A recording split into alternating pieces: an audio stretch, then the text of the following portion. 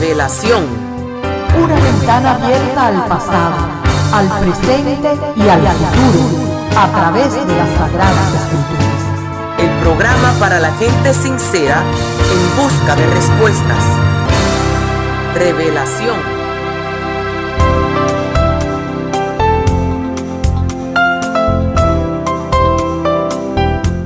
Familia querida del programa Revelación, es un placer tenerlos nuevamente con nosotros y poder saludarlos y decirles, sean todos muy bienvenidos. Gracias por su fiel sintonía. Estoy seguro que hoy será un día inolvidable para cada uno de nosotros. Sibilla Durfe Martin en 1905 escribió el himno titulado Él cuidará de mí.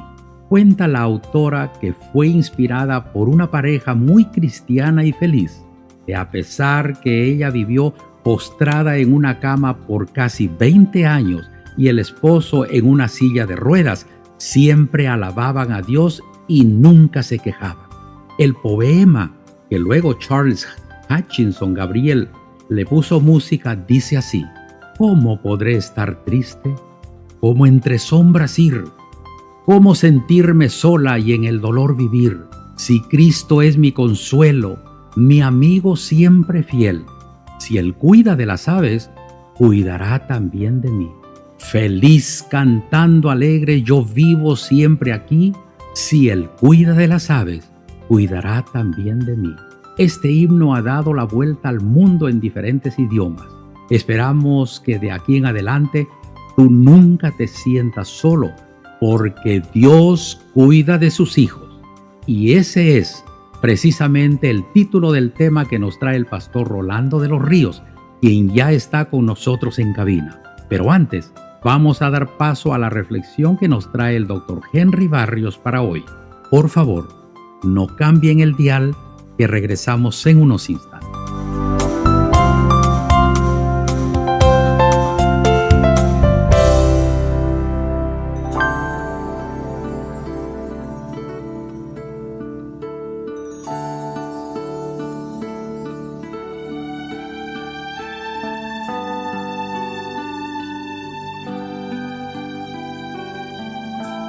Reflexionando con el doctor Henry Barrios.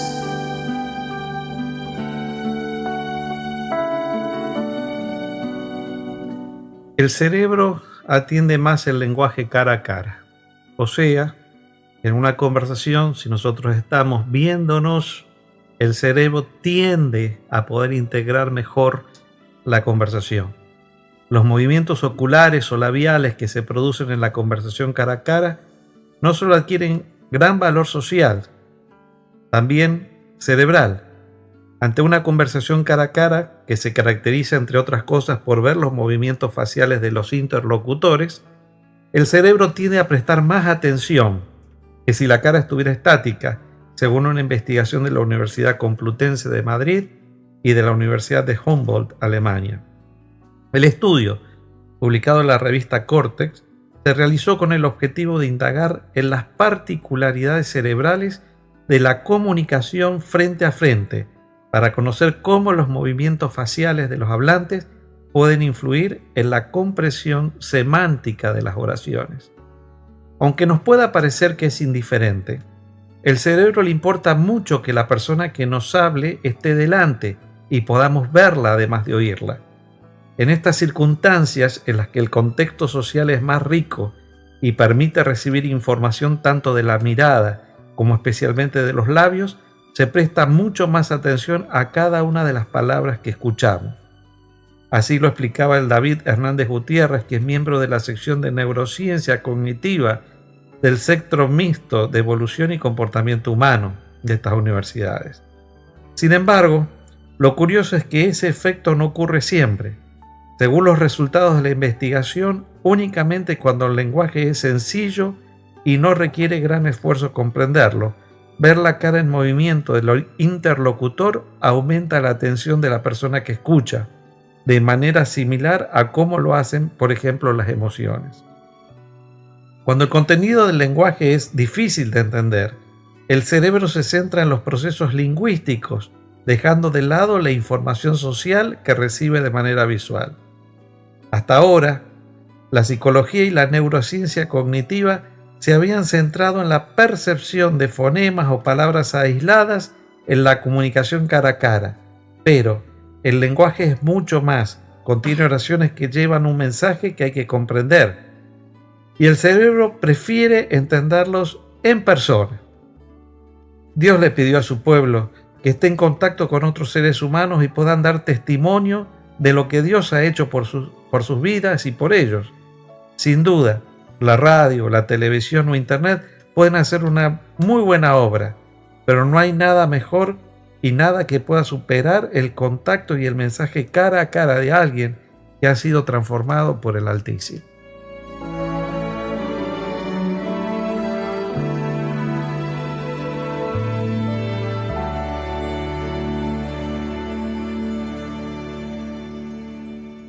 Cuánto me place, queridos amigos, estar otra vez con ustedes ante este micrófono que tanto amamos para hacerle llegar nuestro deseo sincero de que Dios los bendiga y que hoy tengan un día de victoria frente a los desafíos que tienen que afrontar. El tema que hoy vamos a dedicarle tiempo a estudiar está relacionado con un escenario muy hermoso.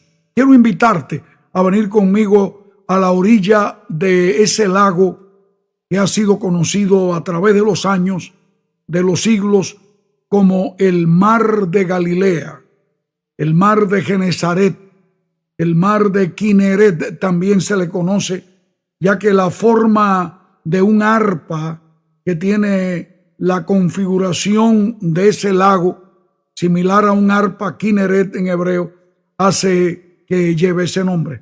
Realmente no es un mar, la palabra mar le queda grande a este cuerpo de agua, porque era la forma de poder ellos considerar un embalsamiento de agua que era considerablemente grande para aquel lugar. Sin embargo, bien sabemos nosotros que hay lugares como por ejemplo el lago Okeechobee aquí en la Florida, que es mucho más grande que el Mar de Galilea. Así que si le llamamos el lago de Galilea, estamos diciéndole verdaderamente el sentido real de lo que es. Pero, ¿qué pasa? Que este lago inmenso tiene aguas dulces, aguas al mismo tiempo profundas, que es una fuente de pesca y medio de alimentación y de comercio para los habitantes de las ciudades de las orillas de este lago, de las inmediaciones. Jesús acostumbraba a predicar su palabra a orillas de este lago, porque ahí estaba la ciudad de Capernaum, de Betsaida y otras ciudades más, de las cuales él tomó a sus discípulos de origen de pescadores, que eran ellos de oficio. Ahora Jesús llega a ese lugar donde él acostumbraba a predicar, pero esta vez tiene necesidad de trasladarse a la orilla opuesta y le dice a sus discípulos que boguen, que lleven la embarcación a esa dirección. Es interesante porque el Mar de Galilea, como se le llama, tiene no solamente el medio de sustento a través de los peces, sino que mantiene aguas mansas, aguas muy tranquilas, hasta cierto momento, porque debido a la configuración geográfica del lugar, donde hay montañas de un lado y demás, se tiende a acumular presiones de vientos que pueden provocar de un momento a otro inesperadamente que aquellas aguas se levanten y se agiten y se pueda crear una tempestad. Imagínense ustedes, para ellos lo más grande que ellos habían visto, lo único que les quedaba a lo que le llamaban ellos el Mar Grande, refiriéndose al Mediterráneo que estaba a muchas millas de distancia. Este era su mar, era su medio de vida, era su medio de sustento, era su medio también hasta de transporte, porque podían ir de una ciudad a otra por mar, quizás mucho más fácil que ir por tierra.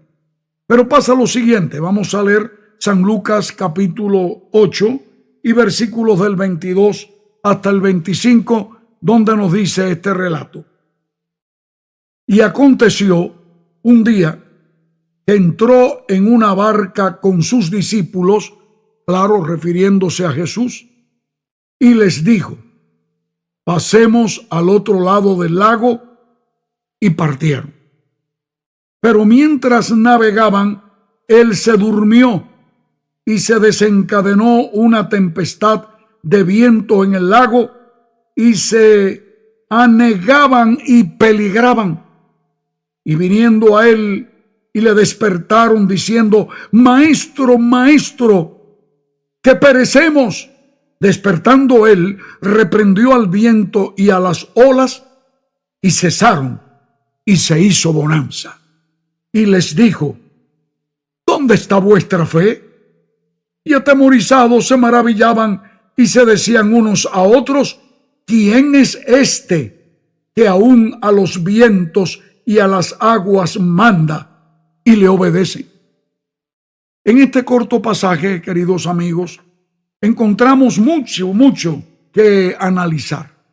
Hay mucha tela que cortar en estos pocos versículos, porque aquí está presentando la experiencia de Jesús con sus discípulos. Se levanta de repente una tempestad. Los discípulos, avesados pescadores y acostumbrados a afrontar todo tipo de inclemencia climática en ese lugar, porque allí desde que eran niños vivían ellos navegando y ya eran hombres, ya jóvenes, adultos, y ahora no pueden ellos afrontar aquella emergencia y recurren, atención, recurren a el que podía resolver el problema, que por cierto no se crió en el mar como ellos.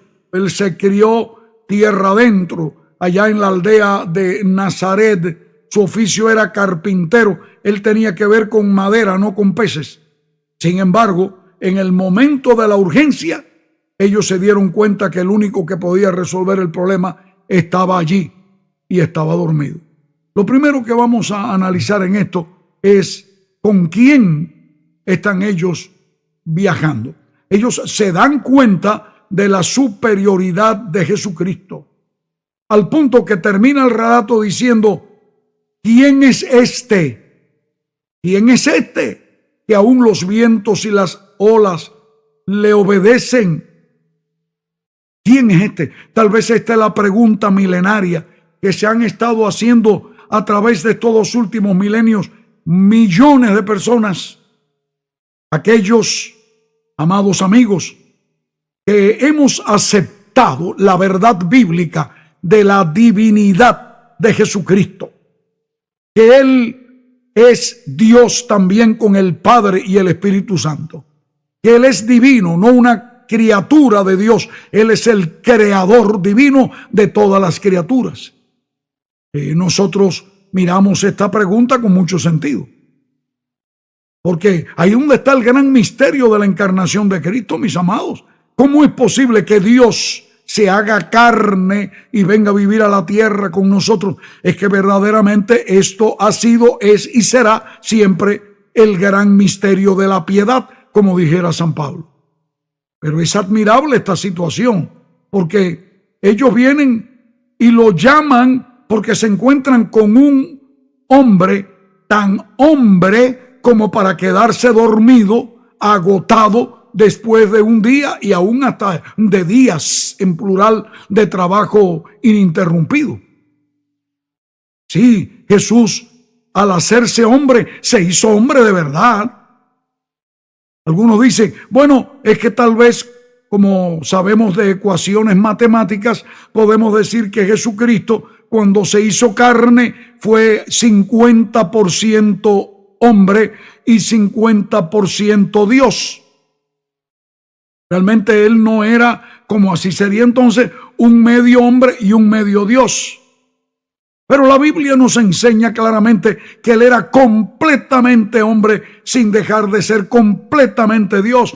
Por lo tanto, aquí las reglas matemáticas se van al traste, fuera de control, porque lo que Dios hace va por encima de las matemáticas y de las lógicas y de todo lo que los hombres puedan pensar, porque Él es el creador de toda lógica. Amigos, no es que yo sea un dogmático, perdónenme, pero es que soy un convencido de lo que dice la palabra de Dios, lo que dice la Biblia. En efecto, nosotros estamos muy convencidos de la plenitud del pleroma de la divinidad en Cristo, como también estamos seguros que se hizo en todo semejante a sus hermanos, dice el autor del libro de Hebreos. El apóstol Pablo, en su carta a los hermanos de Filipos de Macedonia, conocida como los filipenses, en el capítulo 2, en el versículo 5, dice allí: haya pues en ustedes, hermanos, el mismo sentir que hubo en Cristo Jesús, el cual siendo igual a Dios, no tuvo eso como algo de que aferrarse o justificarse, sino que siendo igual a Dios, se hizo semejante a los hombres. Y bien conocemos nosotros la sinonimia que puede haber entre estas dos palabras, pero es muy definido, porque claro que nosotros lo sabemos bien, que no es lo mismo ser igual que ser semejante. Y las dos palabras griegas de las cuales se traducen estas dos palabras al castellano lo dicen perfectamente. No es lo mismo ser igual que ser semejante.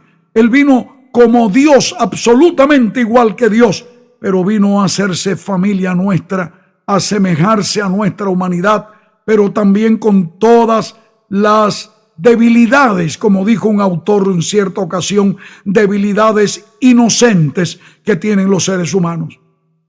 El autor del libro a los Hebreos dice que Jesús fue tentado en todo según nuestra, y repite la palabra homoíma, semejanza, según nuestra semejanza, pero sin pecado.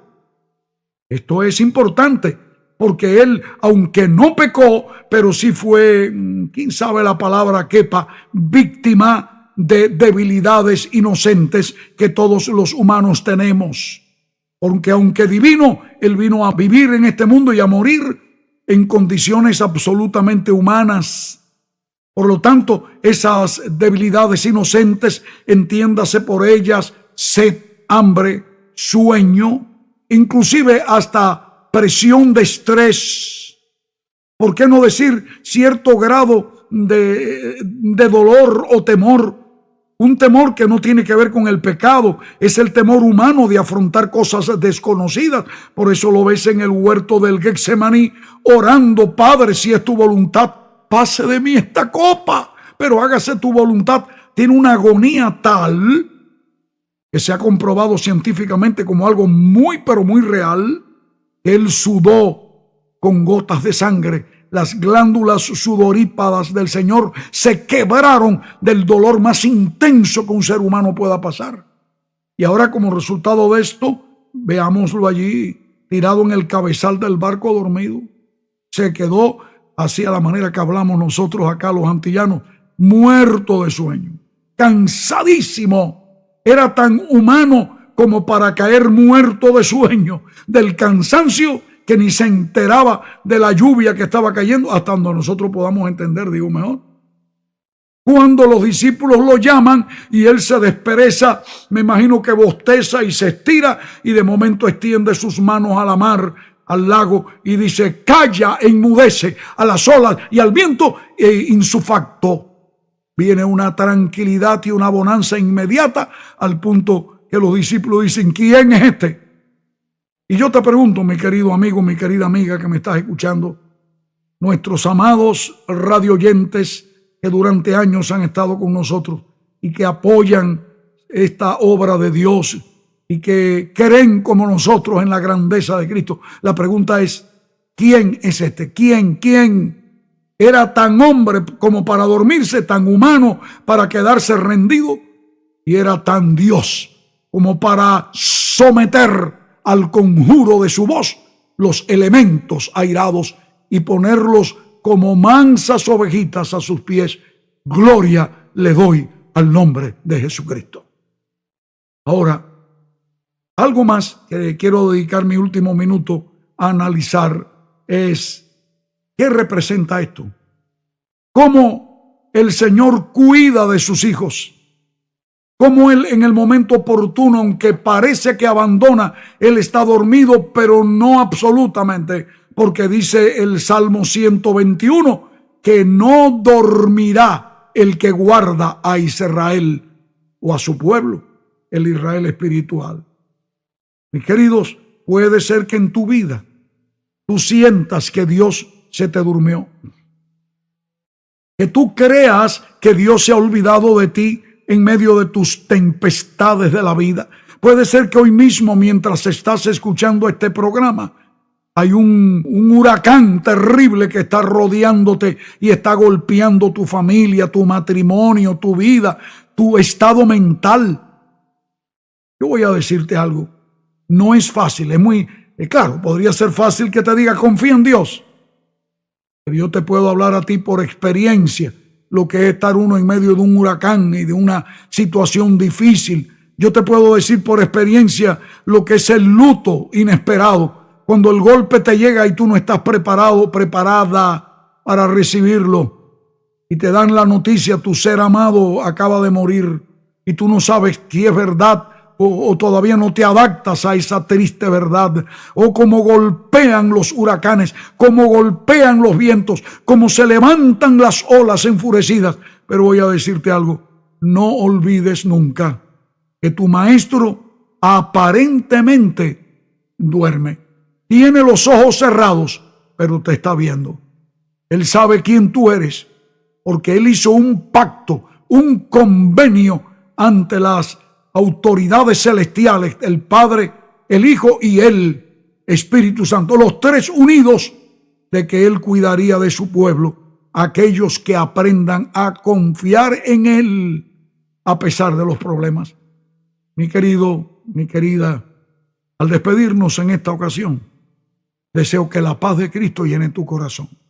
Y si tienes una tormenta, pide al Señor que se levante y vas a escuchar su voz resonando a través del éter, diciendo a los problemas de tu vida, calla, enmudece. ¿Cómo podré estar triste? ¿Cómo entre sombras ir? ¿Cómo sentirme solo? Y en el dolor vivir. Si Cristo es mi consuelo, mi amigo siempre fiel,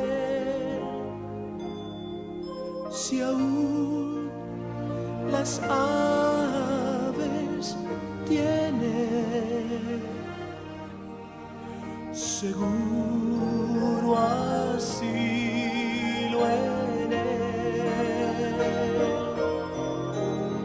si aún las aves tienen seguro asilo en él. Feliz cantando alegre, yo vivo siempre aquí.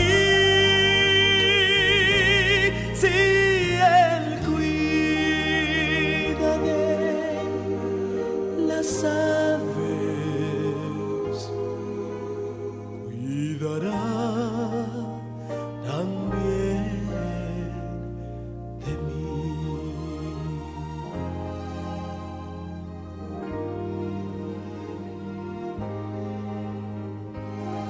Nunca te sientas solo. Oigo al Señor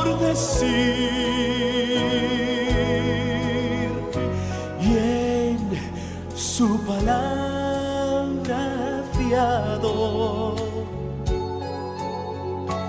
Veo al dolor huir. Si en mí la fe desmaya, si caigo en la ansiedad, tan solo Él me levanta y me da seguridad.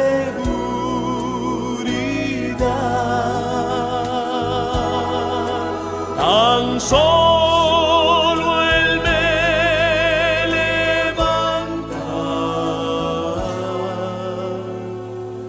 me da seguridad.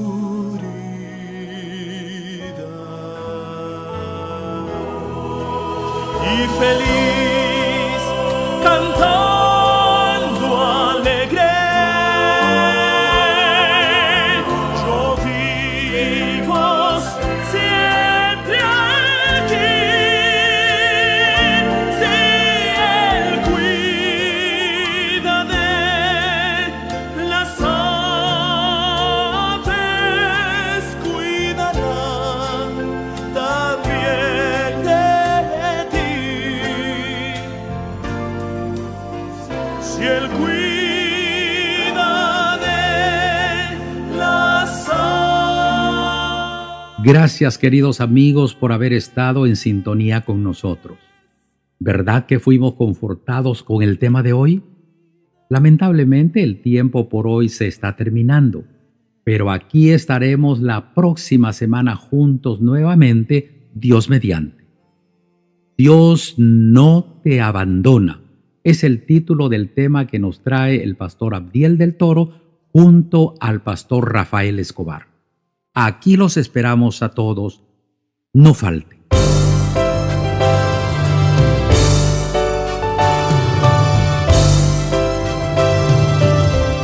Que Dios le bendiga ahora y siempre. Le invitamos a compartir con nosotros nuestro próximo programa, la próxima semana, a la misma hora de hoy y por esta misma emisora. Este programa ha llegado a usted por sus amigos adventistas del séptimo día de esta comunidad.